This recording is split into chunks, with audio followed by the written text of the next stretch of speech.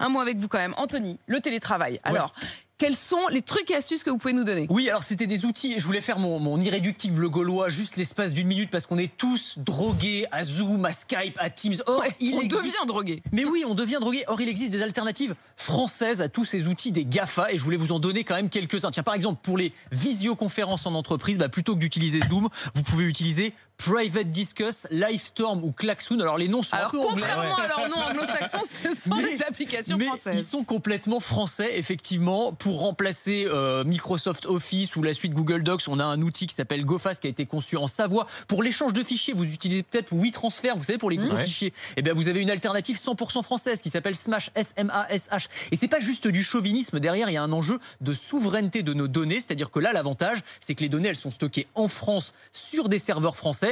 Contrairement à Microsoft ou Google, où potentiellement le gouvernement américain, faut le rappeler, a accès à tout ce qui se trouve sur les serveurs d'entreprises américaines, y compris en France. Donc il y a un vrai enjeu. Donc mettons en avant les outils de télétravail français. Je vous en ai donné quelques-uns. Je vous redonnerai tous les noms sur les réseaux sociaux. Et puis alors au-delà de ce chauvinisme, ceux qui ont la nostalgie du bureau. Oui, alors là, il y a des petits simulateurs de bruit de bureau. Voilà, pour ceux qui ont la nostalgie de l'open space. On a le collègue bruyant. Oui, voilà, exactement. imisstheoffice.eu, c'est le bureau me manque. Et là, vous allez retrouver, vous entendez, voilà, le bruit de la machine à café, le bruit de la fontaine à eau, le chuchotement des collègues qui passent autour de vous. Il y a des gens, ils n'arrivent pas dans la solitude de leur appartement devant leur ordinateur portable. Ils sont tout seuls. Un petit bruit de fond. Un mot quand même aussi de ce marathon caritatif du jeu vidéo qui se déroulait ce week-end à Montpellier. Oui.